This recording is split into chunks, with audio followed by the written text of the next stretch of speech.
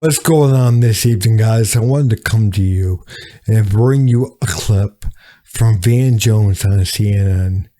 And here, Van Jones is talking about how white supremacy may have been at the root of what happened to Mr. Nichols in Memphis by the hands of the police.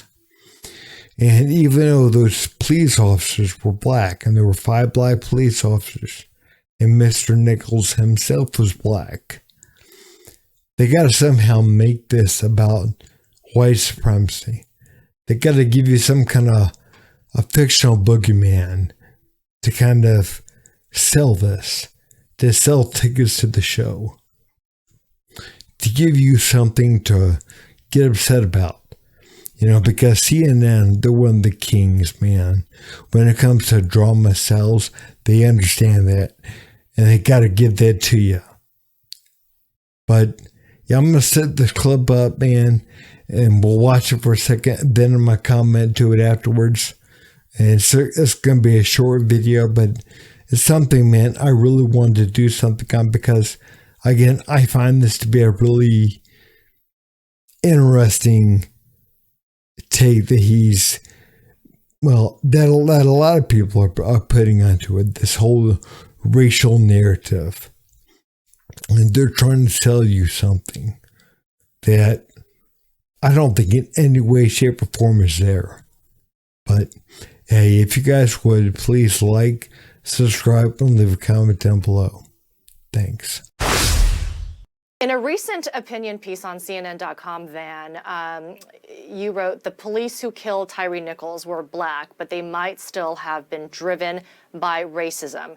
And I was struck by the part of the piece where you wrote this. One of the sad facts about anti-black racism is that black people ourselves are not immune to its pernicious effects. Society's message that black people are inferior, unworthy, and dangerous is pervasive. Over many decades, numerous experiments have shown that these ideas can infiltrate black minds as well as white. Self-hatred is a real thing. So you believe this racial bias played a role in the officers' behaviors? Yeah, I do because, first of all, black people are at risk from police no matter what color. Black, white, brown, you talk to African Americans, they'll tell you it doesn't matter. There's this pervasive view from law enforcement that if you're black, you're dangerous.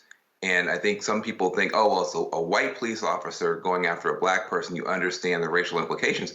The problem is there are whole neighborhoods that in many cities are just considered by police departments kind of war zones, and anything goes there.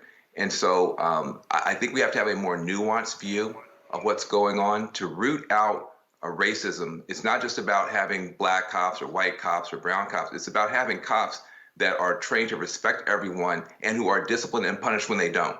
And when you don't have that in place, black people are at risk no matter the color of the police officer. For some reason, your opinion has been a bit controversial, at least from what I've seen on social media. What has the backlash sounded like, and what is your response to your critics? Oh, well, listen, I think some people say, hey, listen, you guys just want to find race no matter what. You're just going to scream racism. Even if it's all black, you're going to scream racism. And I understand it does seem weird when we're saying there's a racial dimension here, even though the police are African American. Yeah, I think the reason why it sounds weird, Van Jones, is because it is weird. Because there's no way that was the way it happened. There's no way that white supremacy played a role in this. And I think even the people that want to believe that, they have a hard time believing it. Because again, 5 black police officers killed a young black man, beat him to death in a majority black city, in a police department that's run by a black female. So, and again, man, I think the real possibility of what really happened here is you had 5 officers who were part of some special unit. And they were mad, they were stressed, and they were taking their frustration out on this poor kid. And that's what happened. It wasn't about race. It was about taking out their frustration on this poor kid. And they fed back and forth amongst each other to make the situation worse. And they wound up killing him. And again, the reason why the media can't concede, you know what, yeah, that's probably what happened. The reason why they got to throw some kind of element of race in there is because they understand that if they don't, then you'll start questioning, wait a minute, if those 5 black officers did what they did, and it wasn't based upon race, it was based upon them being frustrated and stressed and taking their frustrations out on somebody. Maybe the white cops that do the same thing do it for the same reasons. And then that kind of dismantles the whole racial element to things. And again, that sells less tickets for them. That takes a bite out of their bottom line.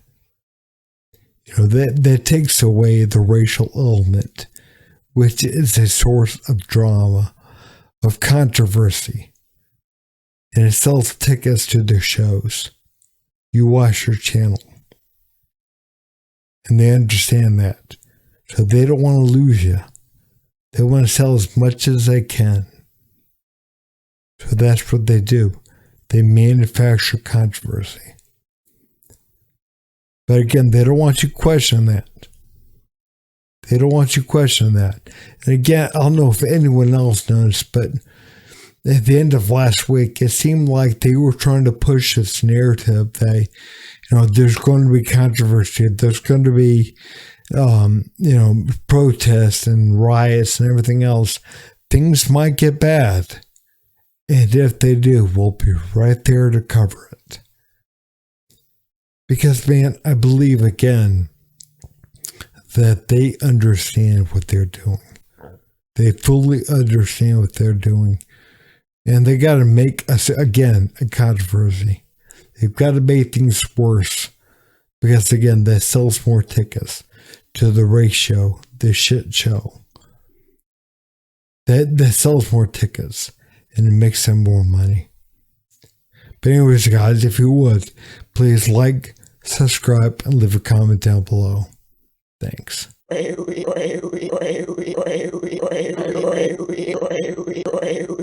You son of a